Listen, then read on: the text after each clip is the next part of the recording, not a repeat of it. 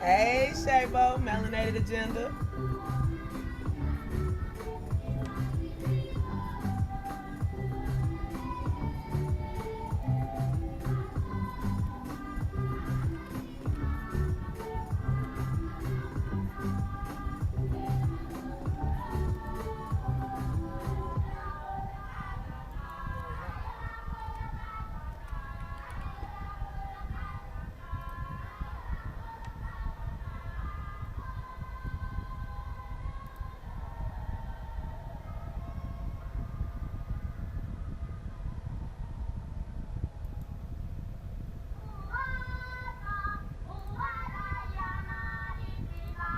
Okay.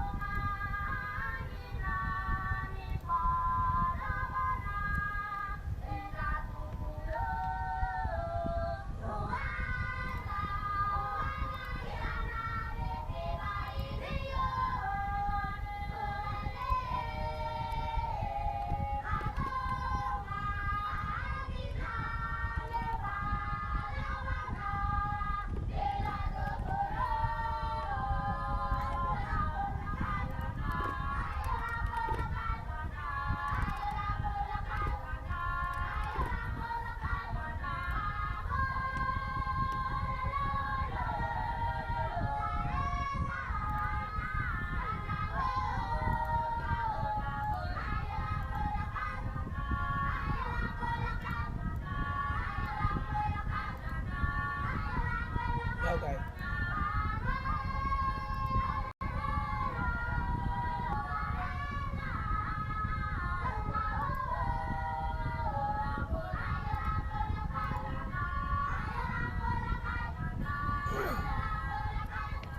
Peace, Melanated Agenda. Thank you for holding it down on my end.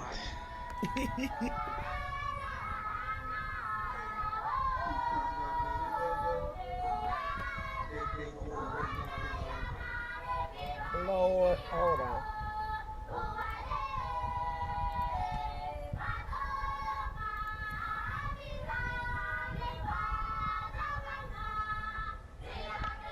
Holding it down with the bot swat.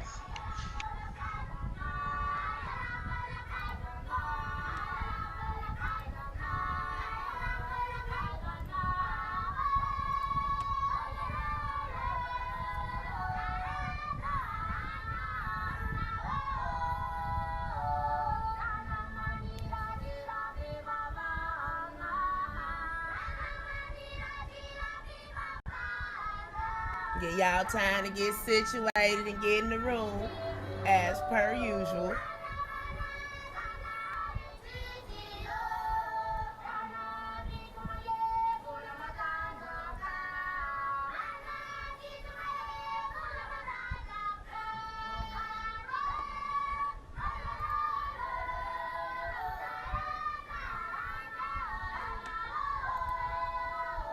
Hey, Remy.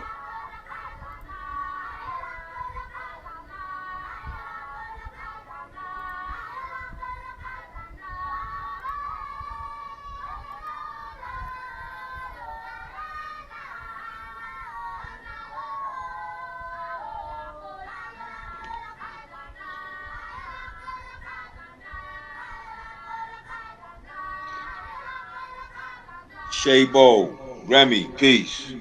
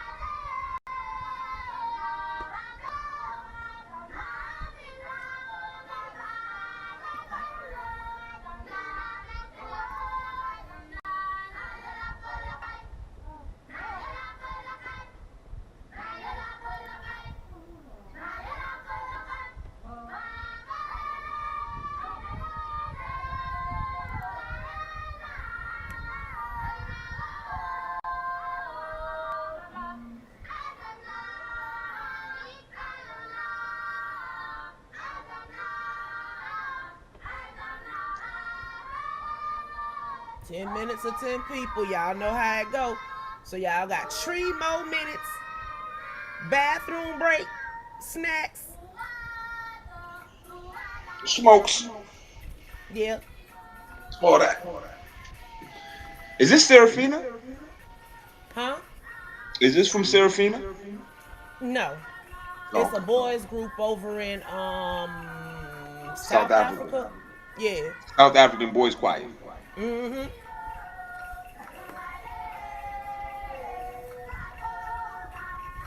The boys of Mia.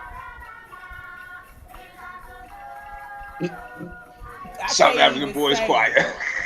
Yeah. The Madagascar kids. That's who it is. Still no stacks to call. No. Ouch.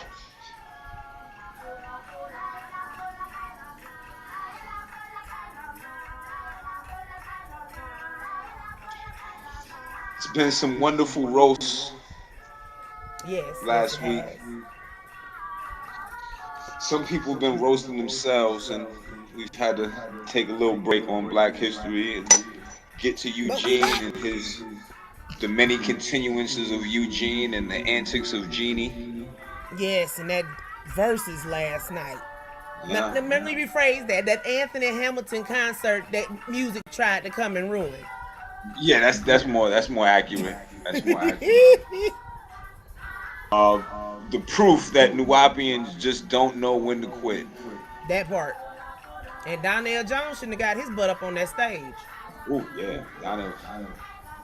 Whatever's going on with Donnell, I hope he was just a little bit drunk. Dude, did you have a Rona recently?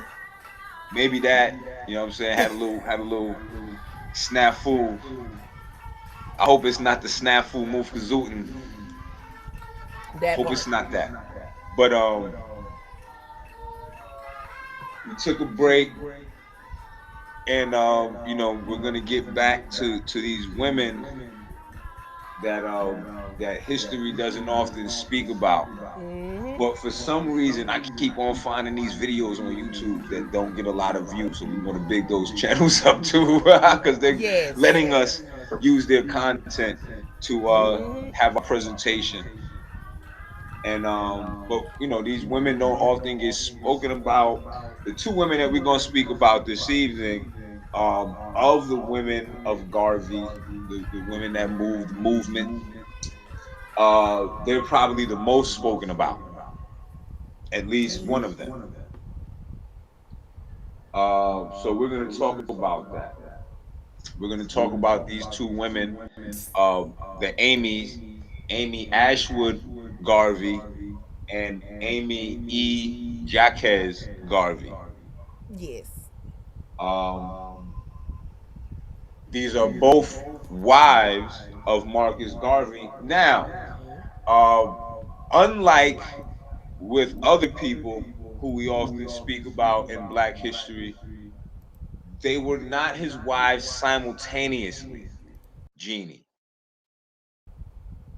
Eugene. Eugene, Frankie. Except I don't know if it Y'all. counts for Frankie, like, because these were actually like he actually met these people.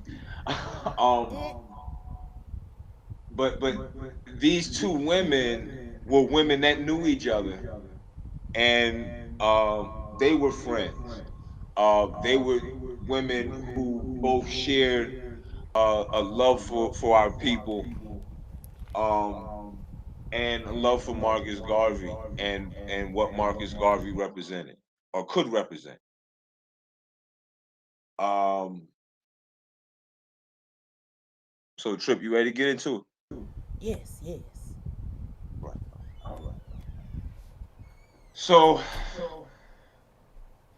our graveyard host somehow is moving through the world now at this point, because he's been We moving know through how he the moving United through the States. He's world. been East Coast, West Coast, and back around. They came and picked him up. Yeah, Frankie and Eugene scooped them up in the brown van.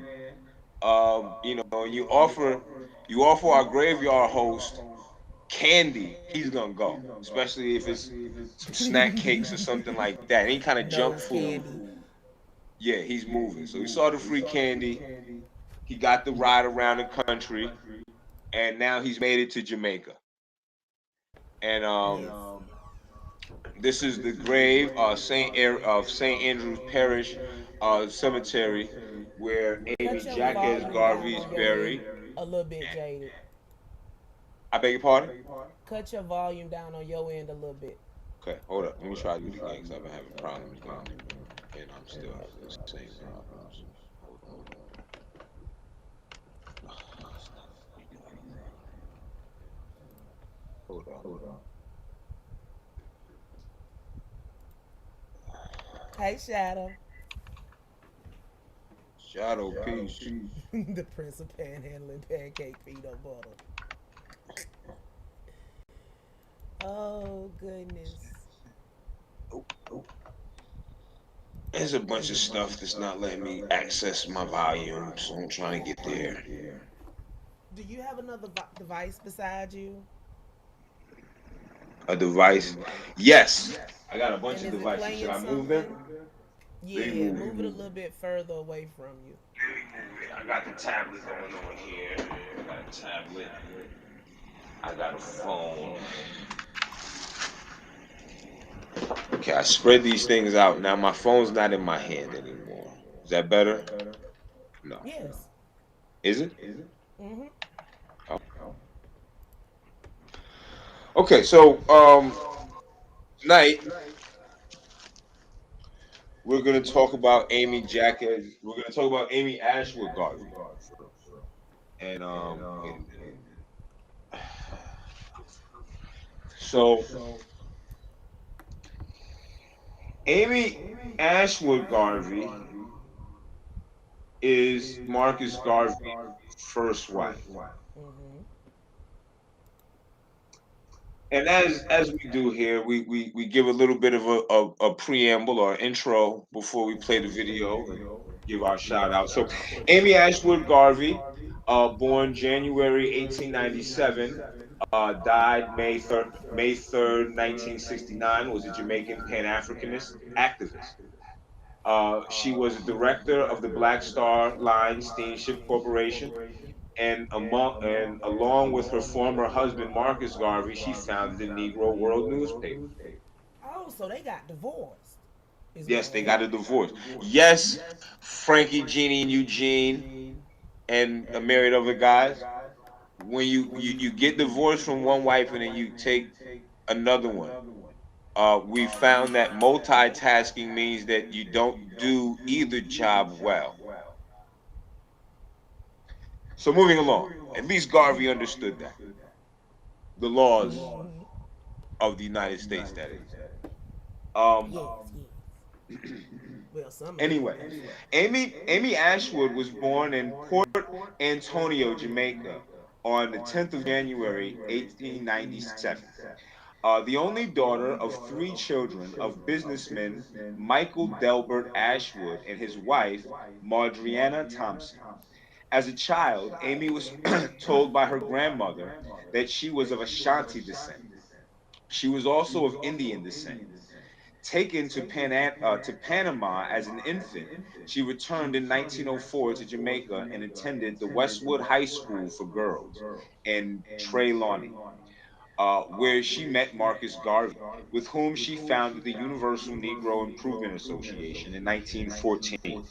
The UNIA was the most influential anti-colonial organization in Jamaica up to 1938. Its legacy lies in giving women an opportunity to be leaders and influence in the public sphere. At the age of 17, while in the UNIA, Amy Ashwood wrote romantic letters to Marcus, in which she said, "Our joint love for Africa and our concern for the welfare of our race urge us to immediate action." She organized a women's section of the UNIA And in 1918, she moved to the United States, where she worked as Garvey's aide and as secretary to the of the UNIA New York City branch. In 1919, she was made secretary of the Black Star Line and became one of its directors. She met Marcus Garvey in 1914 and they married December 25th, 1919. But the marriage quickly broke down and there were accusations of infidelity on both sides, ending in divorce in 1922. There followed lawsuits and countersuits for annulment, divorce, alimony, and bigamy. Garvey divorced Ashwood in Missouri in 1922 and quickly married Amy Jaquez, Ashwood's former roommate and maid of honor. Hold on for a second, Jaded. Okay. 5, 4, 3, 2, 1. Say something now. Am I still echoing? Yep.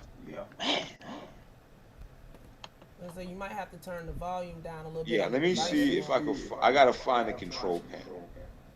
Let me get the control panel. I gotta do it manually.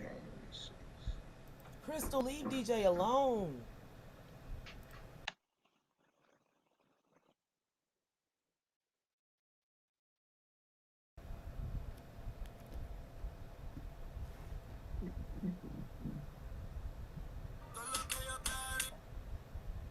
Boy.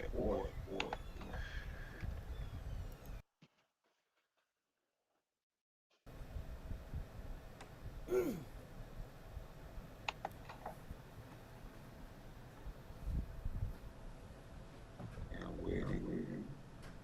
Let's see. Hold on.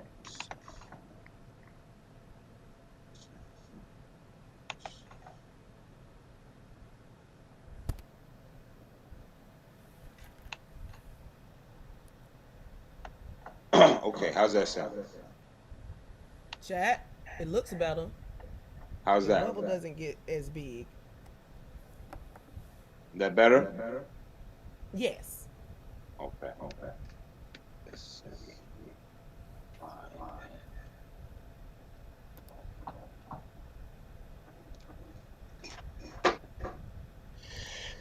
I just got to do this.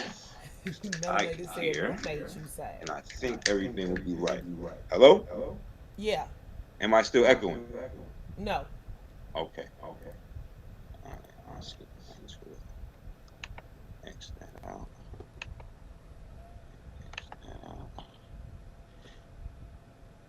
All right. Now we're getting back to it. Can anybody hear me? Yes. Shaybo, am I good? Okay. So we were at we were at Marcus Garvey marrying his wife's maid of honor. Interesting. She was the So maid of honor. yes, so Amy Jaquez was Amy Ashwood Garvey's maid of honor and her Lord. roommate. So, I guess Eugene's has that in common because his wives are roommates too. They all Mm. kind of whatever. Marcus Garvey accused Ashwood of theft, alcoholism, and laziness. Dang. Amy Ashwood reportedly never accepted the divorce and contended to the end of her days that she was the real Miss Garvey. Amy continued her work as a Pan Africanist and politician and cultural feminist in the US, Jamaica, and England throughout the rest of her life. So, I guess at this point, we can get into the video a little bit and then we can talk a little bit more after that. Does that Which sound good, one? everyone? The hidden her story. The first one, let me see what I sent first to make sure. The Her story. hidden Hidden her her story, stories. Amy Ashwood Ashwood. Garvey. Yep, Our Okay. Heritage. Yep. Shout out Our Heritage TV. Crystal, quit being a butthead. And we're using this with fair use for educational purposes for the folks in the chat who are Let me listening go in and those in the ahead clouds. and throw up disclaimer real quick. Like,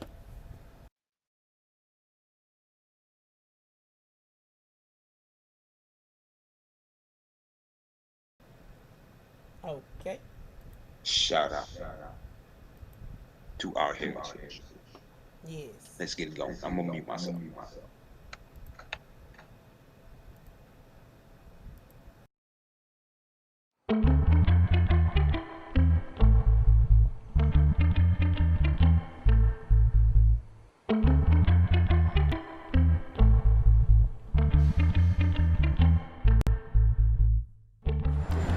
The significance of number 1 Bassett Road is that it's a building that was owned by Amy Ashwood Garvey, a Pan-Africanist who worked in this area of London. She seems to have been born with a flair for activism, with a flair for concern for other human beings. The legacy of Amy is a proactive legacy, one of self-organisation of people of African descent, as well as being committed to unifying people of African descent with other oppressed peoples. She was also the first wife of Marcus Garvey, one of the greatest Pan-Africanist leaders of our time.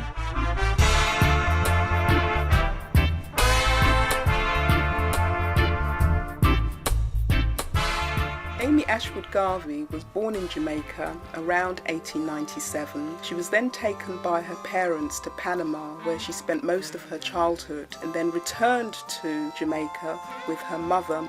As a child, she would take from her mother's kitchen and give to poor kids who lived in the neighborhood. Amy came from a very well-respected middle-class home. She went to a private school, Westwood High. The school's very important because it was a school that was set up by Reverend William Webb, particularly for girls of all races. It was a challenge to the status quo of the time because dark-skinned girls like Amy would not have been welcome to such an education. Mrs. Webb, who was the wife of Reverend William Webb, told her that her poor people in Africa were suffering under heathenism and slavery. And this was news to Amy. She had no knowledge of Africa. She had no sense of being part of a wider African global community. She wrote her father, who was in Panama, and asked him, what was this all about? And he hurried back to Jamaica and took her to see her great-grandmother, Granny Dabbus. And this great-grandmother is important because the great-grandmother was born in what is now Ghana in West Africa. The great-grandmother had been captured and enslaved, brought across the Atlantic to Jamaica as a young girl. Her Ghanaian name was Wahima. She was fiercely proud of the military prowess of the Ashanti people and fiercely proud of her history. And this was a pivotal turning point in the racial consciousness of Amy. It made her proud to be an African thereafter. Africans who were conscious began to think, hold on, we're not just Negroes whose history begins here, off the plantations in this new world. We actually come from a long tradition. They could often tell because they had with them bits of language, bits of musical practice, bits of dance, bits of African religious practice that reminded them, that told them, gave them the authority to know, actually, we're African.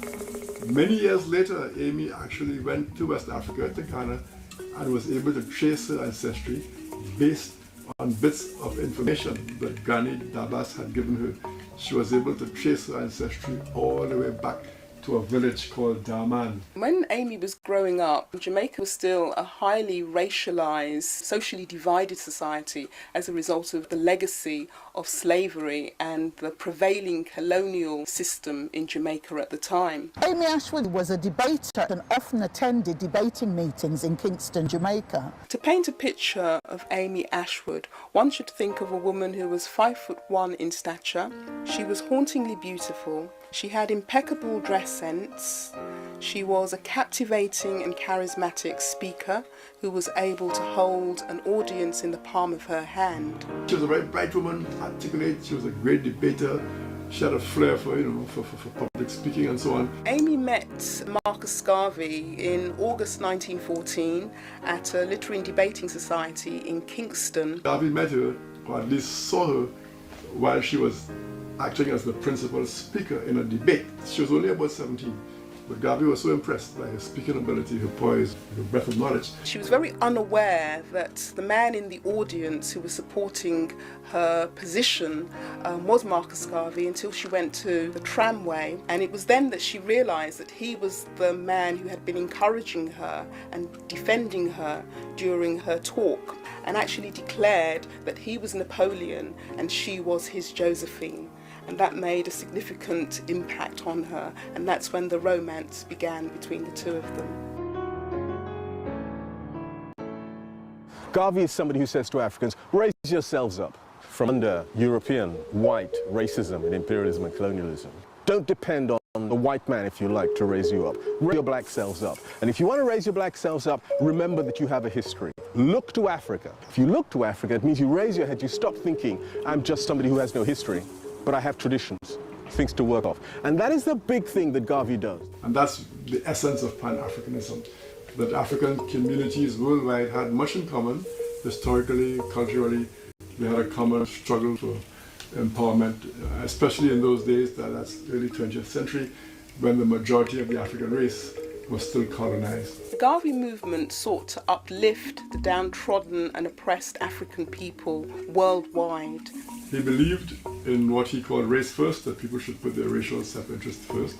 So Garveyism comes to be the most important ideology that diasporan Africans in the Caribbean get to hold on to. Amy Ashwood Garvey was a very active Pan-Africanist in her own right, not just in relation to her life with Marcus Garvey.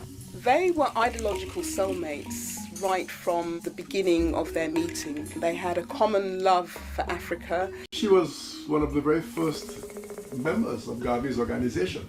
And for the first couple of years or so of that movement, the two of them crisscrossed Jamaica. Amy played a critical role in the UNIA in terms of organising it, mobilising it and increasing its membership. To this day, it remains the largest international African organization in history. There were chapters of the UNIA, his party that he formed, in Africa, in North America, in Latin America, in the Caribbean, in Europe. It's extraordinary. And Amy Ashwood Garvey is the person alongside him who founds it, who plants the first seed. She also subsequently became one of the directors of the Black Star Line Shipping Corporation, which again was established by the Garvey organization with the aim of transporting people of African origin to Africa. She helped him to start his famous newspaper, the Negro World, which became the most widely circulated newspaper, black newspaper, in the entire world. The Negro World newspaper was the ideological mouthpiece of the UNIA. Amy wrote articles in which she sought to connect African people in Jamaica to African people on the continent. And she became his fiancée shortly thereafter. Amy and Marcus had a long period of courtship, around 5 years, before they finally got married on Christmas Day 1919.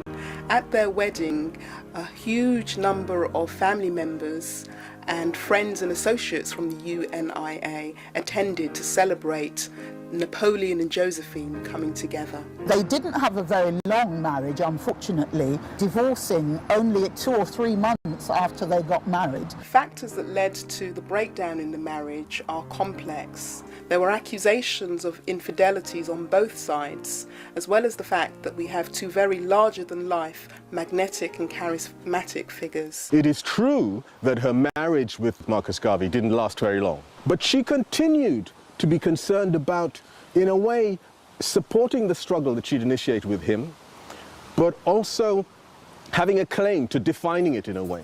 She tried to develop the woman's aspect of her ideas more when she left Garvey. On the one hand, she was burdened by Garvey's presence, and yet at the same time, she clung to Garvey's presence. It's a kind of a contradiction. She couldn't let him go. I guess she felt that he had been too important a part of her life and she to his. She continued her Pan-African work around the world when she visited places in the Caribbean and in Africa. In her whole life, she never spent more than 5 years in any one country. In the 1920s, early 30s, she had a stint in musical comedy production in the States. She travelled widely around the world looking at the issues affecting people of African origin in her time. When Amy arrived in London around 1932, the social facilities and services for black people were very scarce. She set up a restaurant at 62 Oxford Street, and she also ran a nightclub very near to Carnaby Street. She called the club the Florence Mills Club, named after a famous African-American entertainer who died at a very young age, a few years earlier. Now, Amy in the 1930s was part of, one of the most important Pan-African cadres anywhere in the world. The restaurant became a very important meeting place for some of Africa and the Caribbean's future leaders. Where many political activists of the time would meet, have political debates, talking about political activity and actually planning events that would overthrow colonialism. The whole of Africa, with the exception of Liberia and Ethiopia, had been colonised by all the European powers. Britain had the lion's share of colonial territories. African people were subjected to forced labour, and they were subjected to extracting cash crops such as agricultural products and diamonds and tin and copper. Africans did not have a political voice. She founded the Nigerian Progress Union, which later became the West African Students Union, or WASU, one of the most important organizations in the history of Pan-Africanism. A lot of very famous people came through WASU. Kwame Nkrumah was a president of WASU at one time, and many other people like that. And Amy founded it in 1924. We must realize that from now on we are no more a colonial, but a free and independent people. She later went on to set up a boarding house at number 1 Bassett Road in Ladbroke Grove.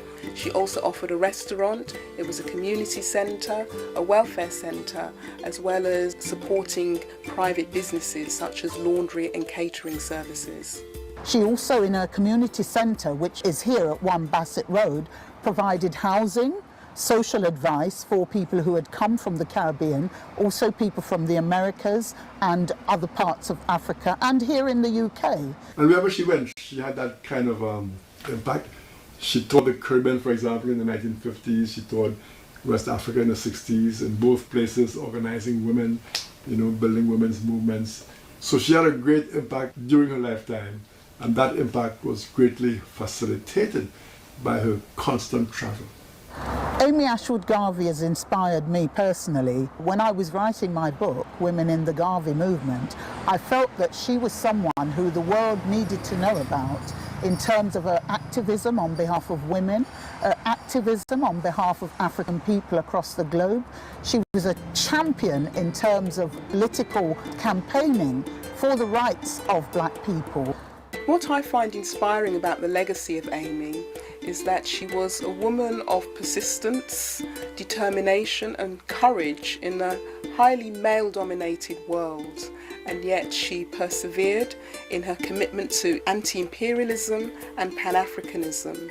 And in the context and the era of the time in which she lived, she is a magnificent symbol and inspiration for women of African descent like myself, and women of all ethnic backgrounds. It's interesting that the focus on who did what and who was important in the struggle gets wider and wider. It's important and significant that at last on that house where I first met Amy Ashwood Garvey, on the house at number 1 Bassett Road where she lived, there now sits a community plaque saying Amy Ashwood Garvey lived here. Why is it important to recognize Amy Ashwood Garvey in a blue plaque? Because the community in which she lived and worked needs to remember her, and for those who don't know her, to learn about her, so that the present community can appreciate the history of the very community in which they live and the part that she played in it.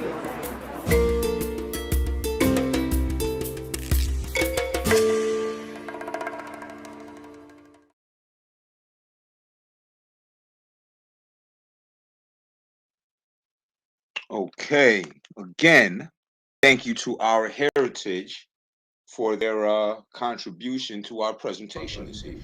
Yes, yes. So,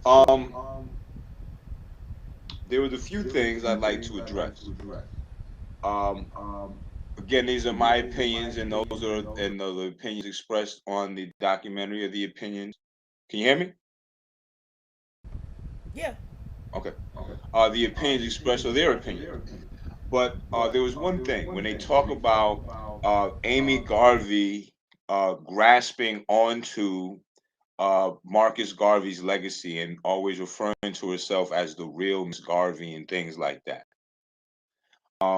Remember, um, as we're talking about this legacy that Garvey has, right?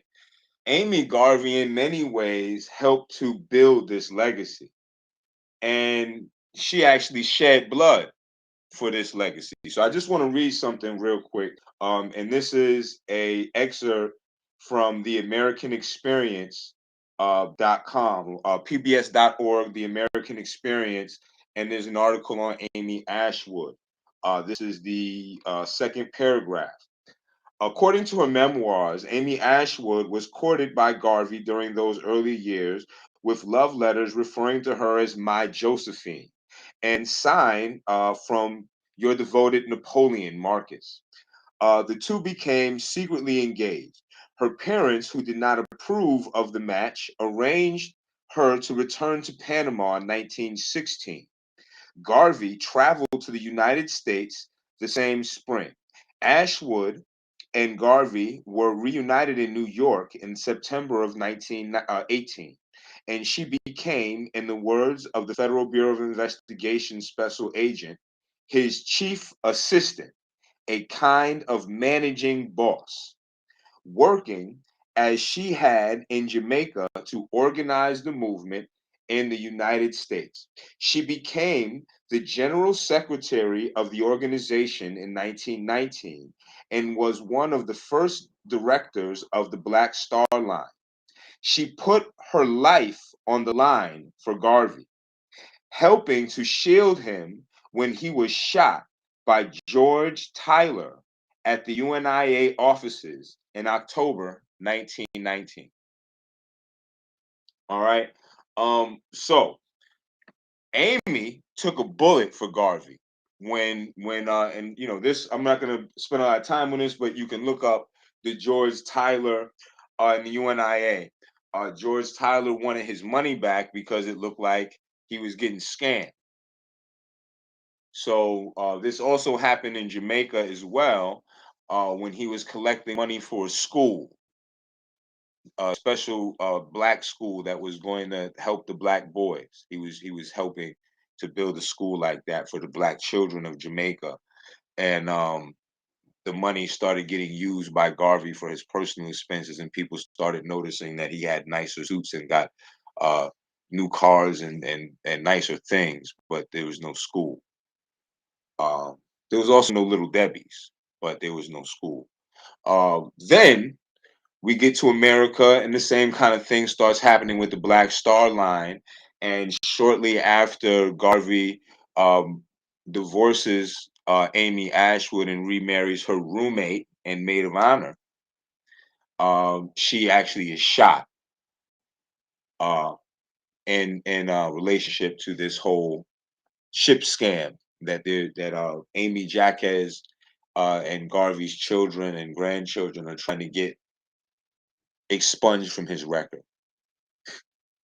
So I just want to make it clear that Amy Garvey wasn't necessarily obsessed with Garvey, and that's why she didn't want to let go of the legacy. The legacy was just as much hers. She was the one that was educated, and much of the information that Garvey had about Africa was likely coming from her. So that's Amy Ashwood, and we can get back into that relationship.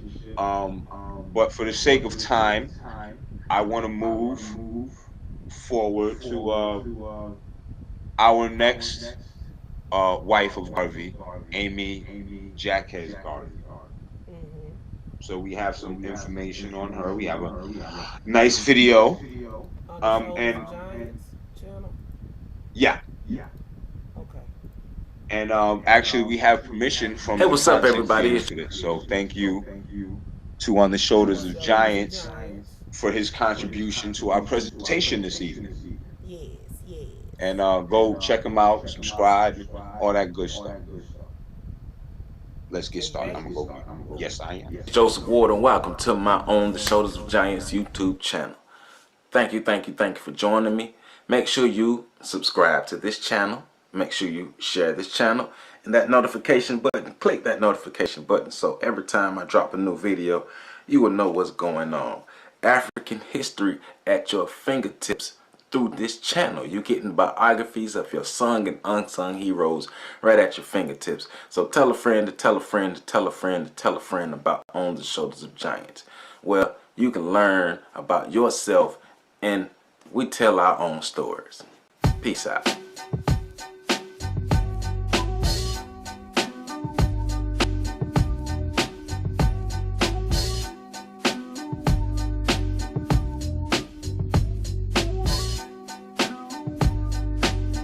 Amy Euphemia Jacques Garvey.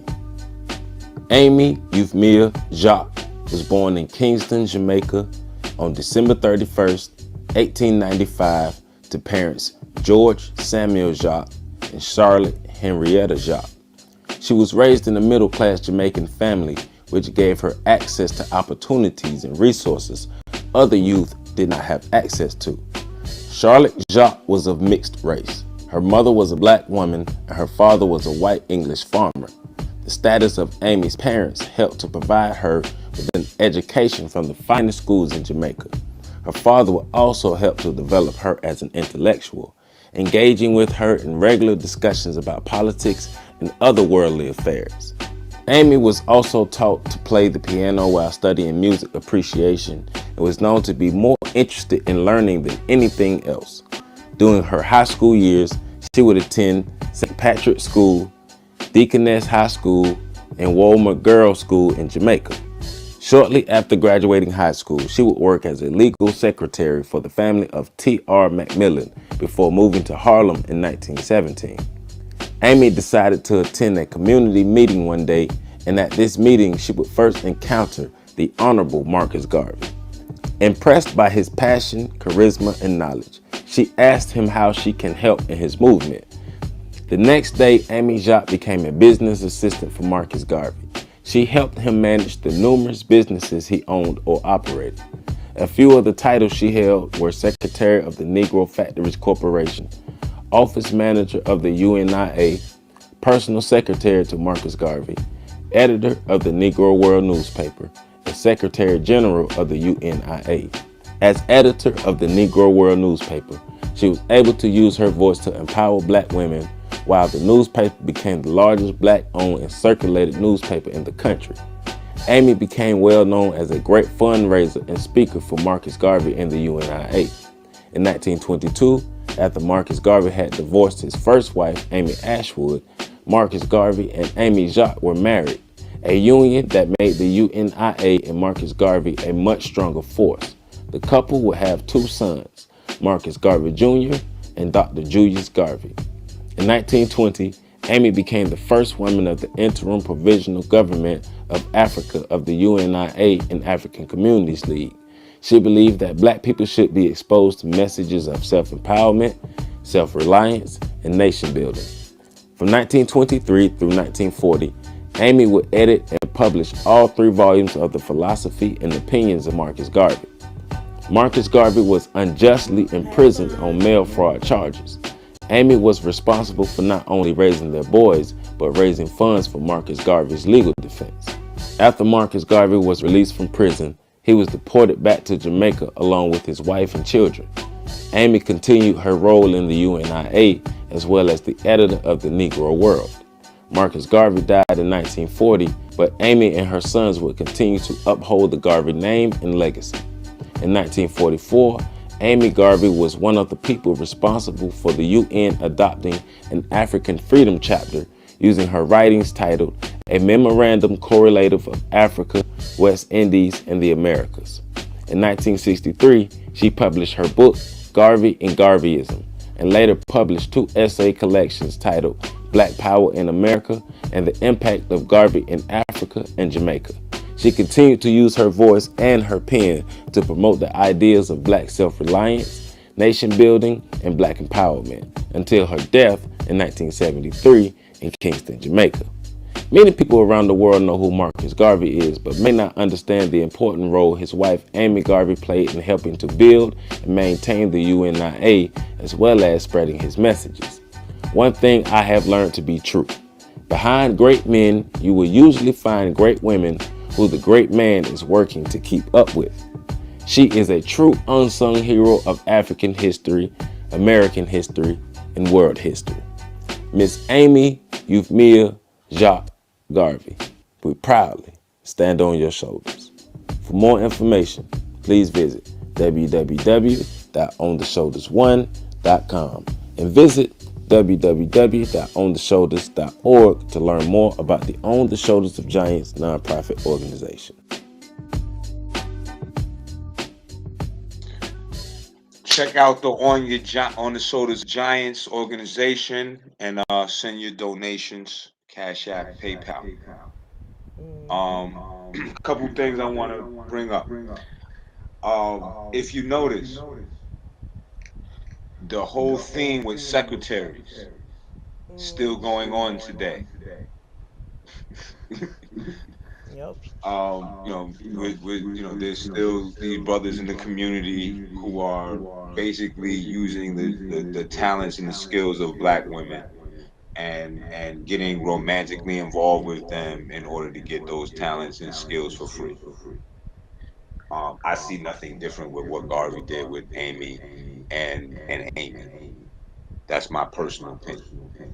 Maybe due to information, you may draw the same conclusion. So what you notice is also when Garvey got in trouble, Amy Jack Garvey was the one who was integral in raising his legal defense and cleaning up his record afterward and making his legacy great. So we would not remember Garvey as anything but someone who was arrested for mail fraud if it were not for Amy Jack Garvey. So now Right? his first wife, they was courting for 5 years and was married for less than 6 months. Basically. That's fucked up. And there is I may be a descendant, but we don't gotta get into that. But I just find it really interesting, right? Because we talked about these women, right? Because now after he's deported, we have Minnie Maud Gordon, who is almost elected to be a president of the UNIA, and that shut down because they didn't, because different male factions didn't want to follow a woman. By around that time and up until 28, we have Laura Kofi, who is in Florida, working with Garvey, and then she's killed because she started getting more popularity, right? Another thing that we also, we can also draw some different conclusions or whatever. Amy Ashwood is of Ashanti descent. She's coming from the, more than likely the Ashanti region of Ghana.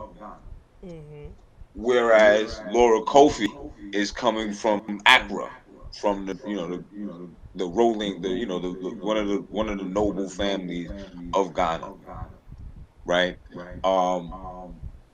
Queen Mother Moore was given the title Queen Mother in Ghana. And to this day, the Ghanaian government, I think up until COVID, was offering dual citizenship to African Americans. So that was always something. I just find that interesting that the Ghanaian government has been involved in trying to get Black people to Africa since the beginning of Pan-Africanism, essentially. So there's that. Now another thing that I that we may not be picking up on, right? Garvey, when he comes into the United States after he meets with A. Philip Randolph, and he starts his speaking tour, right? Yeah. He's calling himself professor. He has all of this knowledge of Africa and the greatness of Africa, right? Mm-hmm. But when we look at Garvey's history, Garvey had a lot. His personal experiences are more connected to Ireland. So his contributions to the UNIA, like the name Black Star Line, that is something that is in a mirror of the Irish White Star Line and the Blue Star Line and the Green Star Line and all these other different star lines. This was just the black version of the star line. Okay, because a lot of people don't understand that the black star there was all kind of star lines at that time, and this was just one of them, right? The purpose of most of the star lines was bringing people from Europe to America for opportunity, whereas the Black Star Line was taking people away from said opportunity and bringing them to Africa. Um, so I find it interesting that where you have this white star line and green star line and blue star line, etc. You have Garvey being almost sponsored by the Klan to operate this Black Star Line, which is doing the opposite. Um, Now, when you talk about actually bringing black people to Africa, now Laura Kofi is stopped in the Yeah. South where the Klan is running everything. Where she had boats coming, but they wouldn't let them dock. Right. You know what I mean? And then she's killed before the boats are able to get back around and to complete this trip. Right? And this repatriation plan continues through the UNIA, right? With Minnie Mark Gordon, who is trying to make coordinations Hey, with another Niqua. figure, Nequa Peace, another figure that we're going to talk about later on, Ashita Takis. And she's trying to operate, and that becomes some plan to move black people to Manchuria. She's not down with that. Then we get Queen Mother Moore, and then we're back to trying to get black people to Ghana. So that becomes a reoccurring theme, right? And then there's also a conversation about getting black people into Liberia, but we learned that Liberia wasn't really interested in working class African Americans. They wanted professionals and people with money. So this is what we got so far. So Marcus Garvey, in a lot of ways, leading up into America, right, is getting a lot of ideas from this 17-year-old girl, Amy Ashwood Garvey, whom he courted until she was in her early 20s, and then he married her, and then divorced her and married her roommate, who was also very young at the time. Garvey was older. So that's going on. Now there is when Garvey gets to America, there is a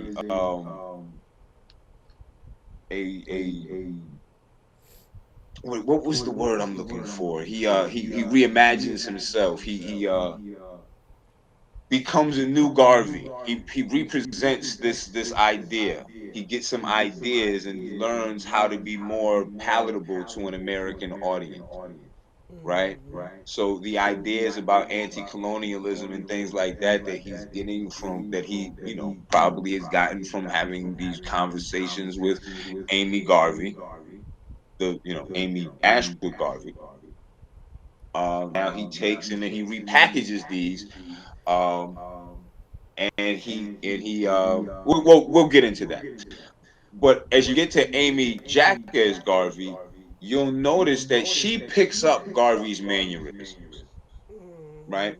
We're not able to get some audio. I wasn't able to find any audio of Amy Ashwood Garvey, but this is Amy Jacques Garvey speaking. And you'll notice that she speaks a lot like Garvey. but we'll get into that. When you hear that Jamaica, independent Jamaica, has a black prime minister, you say, well, those people are in power. That's black power. But that's baloney. That is hogwash. That's a damn lie. But Jamaica wasn't ready to elect a black leader.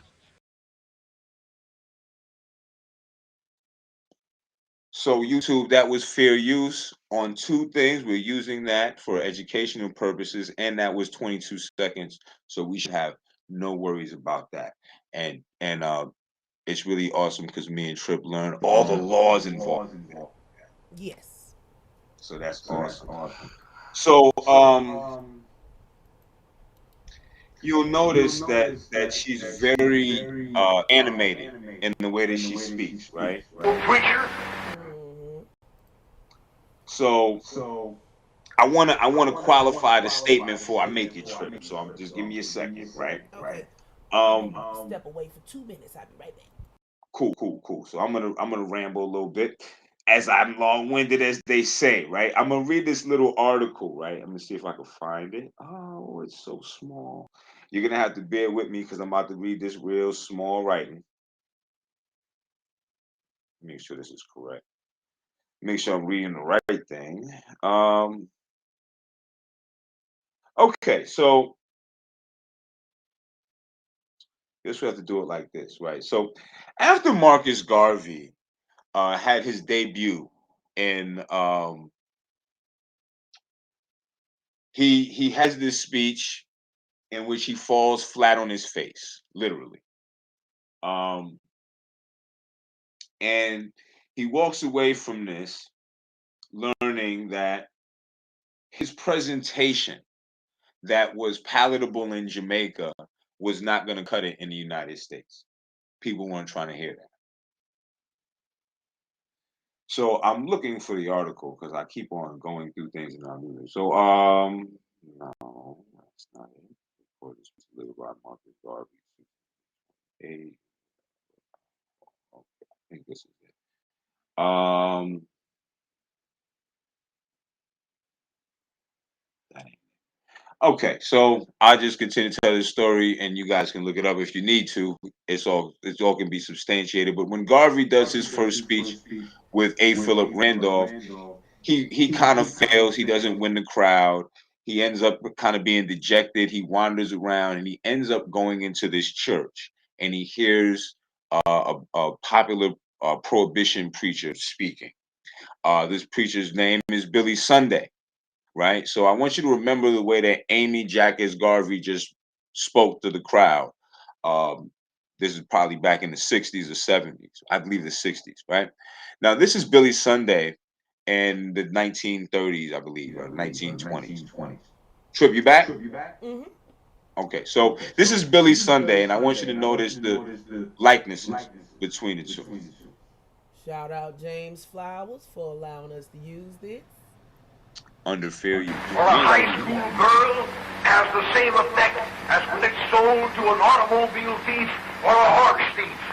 Congress has passed a law putting $2 a tax on whiskey, and they expect to realize $300 million. That means that the American people have got to buy and drink 150 million gallons a year. They have put $5 a barrel tax on beer. That means the people have got to buy and drink 32 million barrels of beer a year. It doesn't take a lawyer to figure out that if you do that, you take that much money out of the legitimate channels of trade. You spend that much less for food and clothes and boots and shoes and education and automobiles. Oh, America didn't need repeal. She needed repentance. So you notice the hand movements and the inflection of the voices, right? Yeah. Now I'm trying to send this to you. I believe this. Now here. Now this is going to be Garvey speaking, so we can make it real clear. Trip, I'm about to send this to you. Because I forgot to send that one to you, so I just sent it to you. Now this is Garvey speaking, right? So we got Amy, We got Billy Sunday, we get Garvey. And you'll notice the likeness between the three. And you Fellow can just citizens of Africa, I greet you in the name of the Universal Negro Improvement Association and African Communities League of the World. You may ask, what organization is that? It is for me to inform you that the Universal Negro Improvement Association is an organization that seeks to unite into one solid body the 400 million Negroes of the world, to link up the 15 million Negroes of the United States of America with the 20 million Negroes of the West Indies, the 40 million Negroes of South and Central America, with the 280 million Negroes of Africa, for the purpose of bettering our industrial, commercial, educational, social, and political conditions. As you are aware, the world in which we live today is divided into separate race groups and distinct nationalities. Each race and each nationality is endeavoring to work out its own destiny to the exclusion of other races and other nationalities.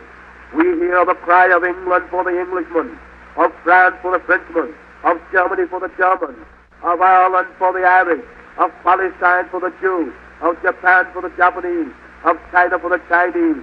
We of the Universal Negro Improvement Association are raising the cry of Africa for the Africans, those at home and those abroad. There are 400 million Africans in the world who have Negro blood coursing through their veins. I think we made our point, right? So you hear, it's almost like a circus, carnival performer. Like, come right on, step right in, the major steps of the world, and the seven wonders of the world. You understand what I'm saying? This is how For the governor people drew in crowds back in the day. Now, this woman is just kind of speaking about the impact of the Garvey movement. So if we move up to like about 3 minutes. Okay. It ain't but 5. Right, we can listen to the whole thing, but if we, Yeah, I understand what you say. I'm just playing. myself there and let them know that I do care about them. And I looked in the church, and I couldn't. If you need me to I had not been translate, in I a will. church for so long that I couldn't believe when I stepped in there and all these black folks in there and this big white Jesus. I mean, it was embarrassing. It really was embarrassing that we're still at this stage where we're still really believing that stuff. It's unbelievable. Jamaica really, let me tell you something. You know what I find about Jamaica? We know how to big up a chest.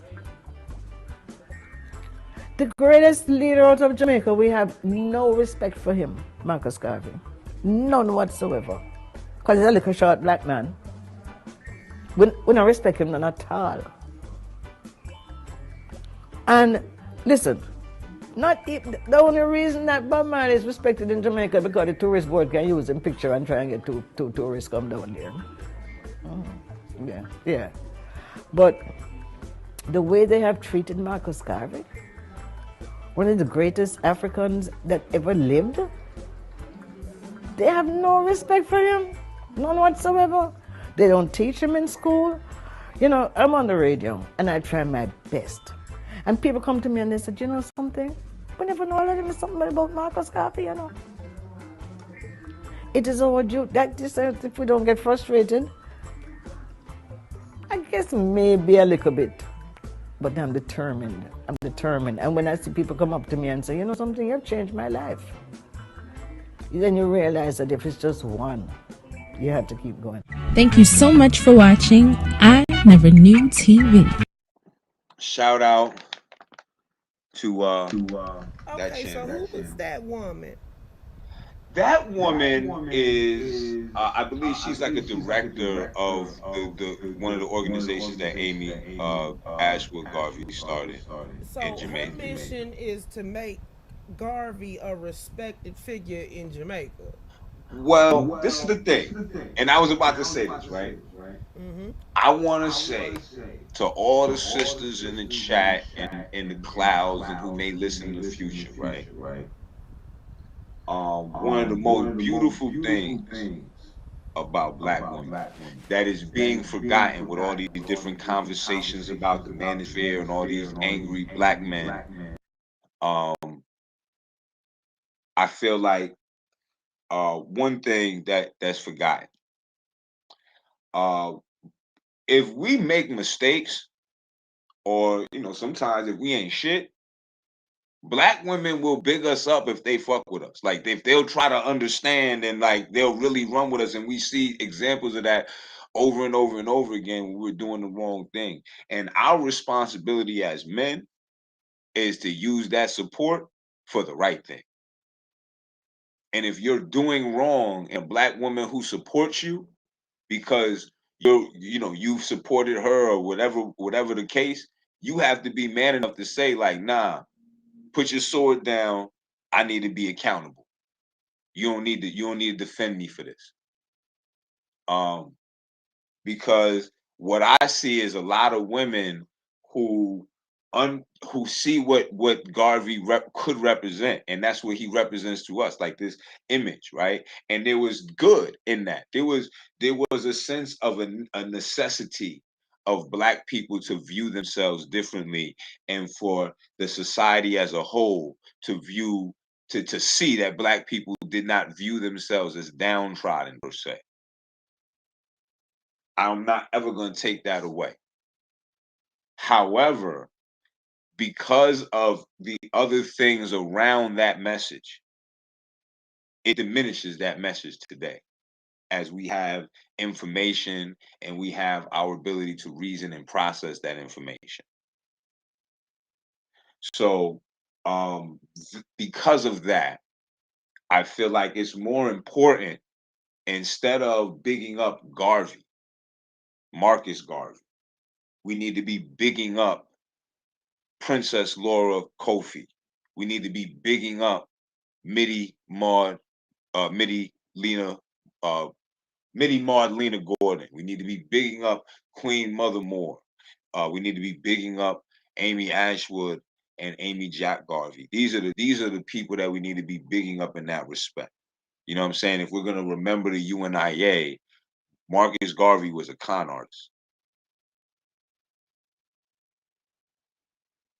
But these women were what everybody tries to act like Garvey was. These people were that. These people, these women were the connection to all these other movements that we remember Garvey as having the credit for. It was these women who did. I'm sitting up here talking muted.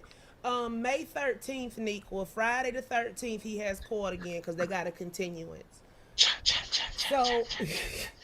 So basically, if they would have been running stuff instead of Garvey, we probably would be over in Africa right now.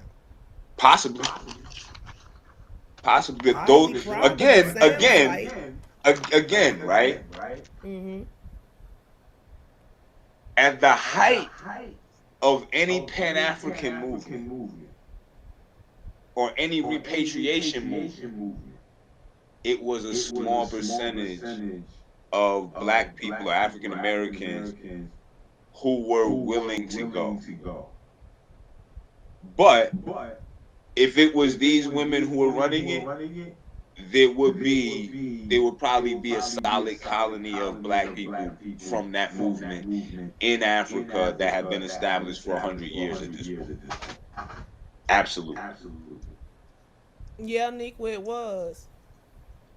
And I think that's important because moving forward, right, we're doomed to repeat a history that we forget. Mm-hmm. So right now we have these brothers, right? We just got finished watching Remy's live.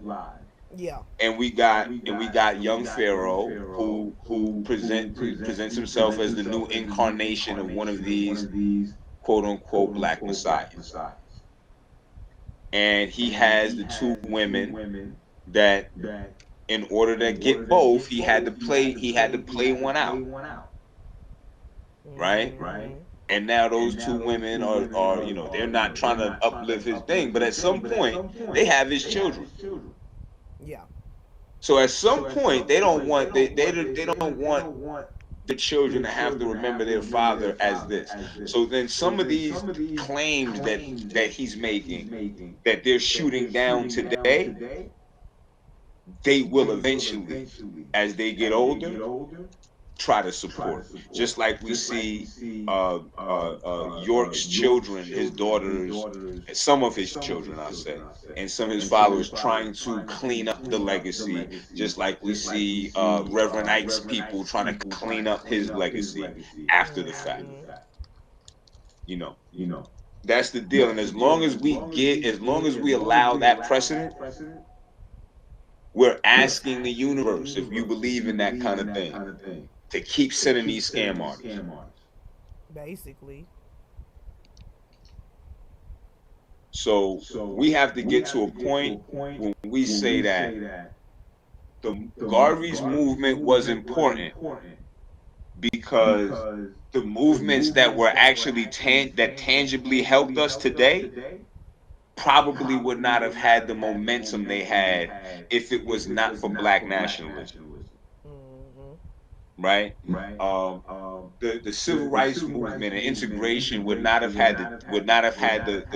looked as palatable to most of the country were it not for this small percentage of Black nationalists talking about leaving, going to Africa, waging war on white people, and all this other kind of stuff. Yeah, I mean, if you're calling on any Egyptian deity thinking it's your ancestor, you probably calling on the wrong deity unless you got DNA proof. I would say you better start. I would agree with Umar. Like, if you really want to do something to connect, and you feel like connecting with your ancestor is important, then you probably should start looking into Yoruba and Ifa and Ashanti and things like that, because those are places that we came from. You likely had Muslim ancestors, you know what I'm saying, and people like that, right? People who would have practiced what we call voodoo, right? They would have been doing that, but in terms of any of that stuff being connected to Egypt, that's all reaches.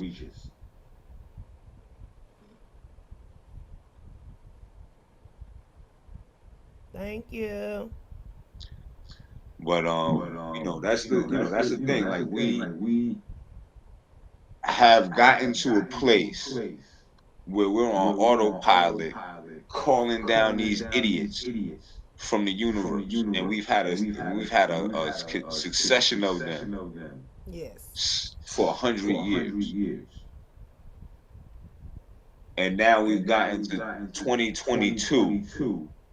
And the evidence that we have, because, like, as people who want to deal with reality and get to real solutions, it becomes very difficult to get people to follow something tangible if they're going to follow anything. Sorry. Oh, no. Now I want to see what you was talking about.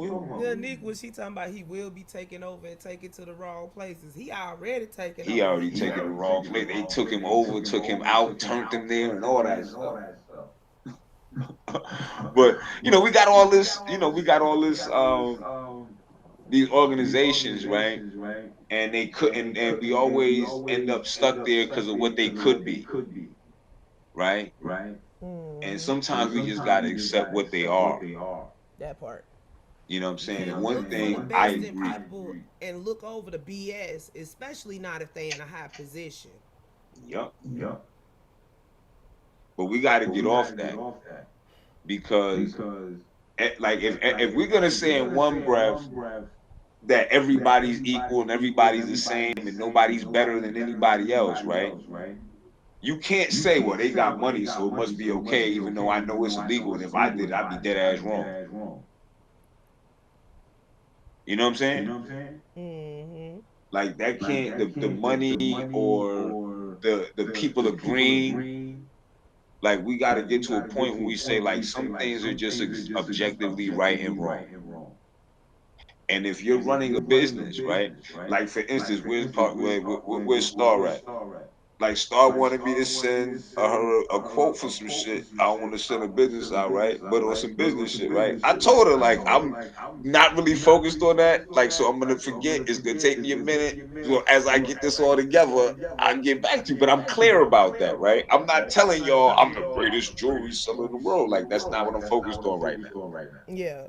You know what I'm saying? So if Garvey was able to say like, "Yo, these are my ideas," now I need someone to come help me who knows how to do this, instead of being focused on I want Garvey recognition, but that's all he ever really wanted Was recognition. was the recognition. But I feel like tomorrow it may be important to get into some aspects of the man. So I found another video about Garvey that's kind of controversial. So I got permission for that as well. So we're gonna get in to that tomorrow. I think I got permission. I gotta double check. But if not, I'll get it. But I just want to say as we close out, like, yo, black men, I know that we gotten browbeaten through the 90s and Farrakhan said we gotta atone. And now we had all these guys that said, well, we ain't gotta atone because what about them, right?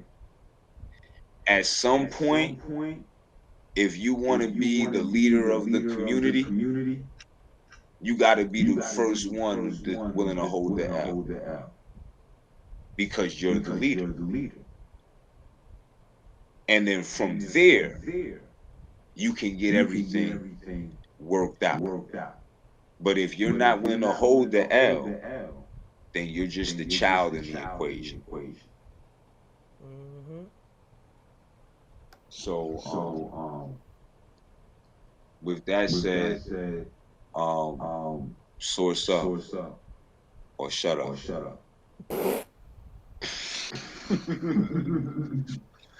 In other news, a flight attendant bopped a passenger over the head with a coffee pot because they were being unruly.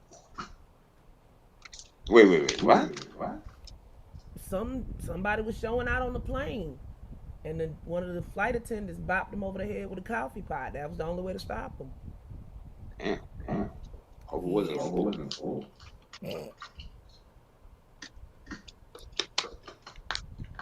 Yo, if any flight attendants are out there, if I start tripping on your plane, right? Don't hit me with a coffee pot.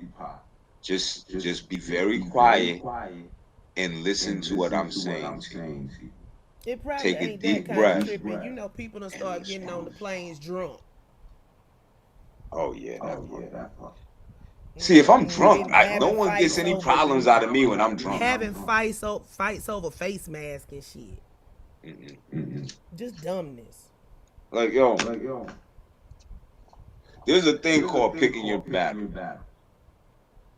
And if somebody asks me to put a piece of cloth over my face, I'm gonna do that because 20 years ago, they wouldn't let me put a piece of cloth over my face, and they said that if I wore that mask, matter of fact, I got beat up by police maybe once or twice just because I had a mask on. So if you ask me to wear a mask now, I'm gonna put it on. I got no problem with that. Lord, they doing the most. I no longer feel pains, and I wake up each morning feeling revived thanks to Dr. Ogudugu on YouTube for the great herbal supplement eradicating HSV2. Shout out to Dr. Oro. Who is that? I'm never gonna get a reading from you, but keep on sending me those messages. Block this shit. Nah, somebody put this comment on there. It's like, man, why don't y'all? Yo, any comment, they're gonna be on there. What group was you in when you did it? No, this is on YouTube in the comment section. Oh damn, they be doing that on Facebook. They do it in YouTube now. They done started on YouTube now, I guess. Hey, Dr. Ororo got it going on. He's healing herbs. I don't like the competition for Dr. Inky. So, you know, we might have to go make some more products for these guys. Because they're not even marketing right. The best part of waking up is getting hit upside your head with a coffee mug. Yo. I hope it was sea moss in that coffee mug. Dark roasted sea moss. Because then it wouldn't even hurt. How you gonna push my pillow out the way and get there? That's for my leg, Crystal. Ugh, just disrespectful. Yo. Trip C and Crystal be having the power struggles every day. Every day. She tried to give me CPR while I was driving. We about got that worked out though. But I respect it. Because essentially, in order to be a good dog owner, you gotta be like a good slave master. And Trip C is not a good slave master, so she's having power struggles with Crystal the same way that the slaves don't listen, Crystal don't listen. But it means that Trip C has a humanitarian's heart, and she is not a slave master. Yeah, they is slaving unique. Well, you just got back and they working you. They trying to work all the juice out of you, baby. Yo, it's a thing when you're good at what you do, Nick, where they want more of it all the time, and they don't always want to pay you right for it. But they need you. The Not Late Fabulous said once that if you can't be used, how can you say you're useful? Or something to that effect. So shout out to the useful people. Make sure when they use you right.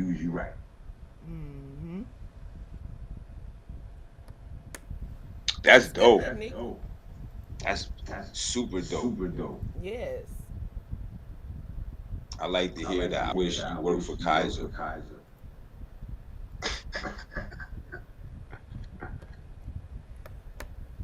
Cause I be having all kind of problems when I go to the doctor. And I go to the doctor for simple things most of the time. Like, cause like I told you, my attitude on terminal things is different. Cause don't really have faith like that. I think everybody racist. When I go to institutions. Like I feel like it's on you to prove to me that you're not racist.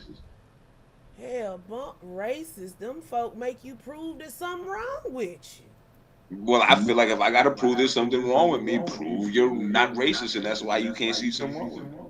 Look, I just got my appointment for the gastro for next week. I've been trying for that joint for years. Man, I feel like at COVID, everybody who wasn't going to the doctor decided like, yo, I'm going to the doctor for everything. That part. Oh, my toe tingling. I got the Rona. It's like, sit y'all butts down somewhere. I already had appointments and they canceled all them motherfuckers. Now, I'm not gonna lie. I was stretching one day and I felt like a blood vessel busted my toe and I got nervous. And I called the nurse and I had to tell the nurse, listen, I'm not going to sue you. I just don't want to have to go to the doctor for this. Please tell me if this is like, can I die from this? That's the only time you turn it off, Nikwa, is when you at work and when it's an emergency. But it's weird how that works. You can have real bad anxiety and something blow up beside you and all of a sudden you go into rescue mode. Yo, that's a fact. That be happening to me too. Like I don't react. Hypervigilance kicking in. Right, like it's like my anxiety starts kicking in when I start thinking about all the bullshit that I may have to encounter with people that be on the bullshit. That kicks off my anxiety, right? But like gunshots go off.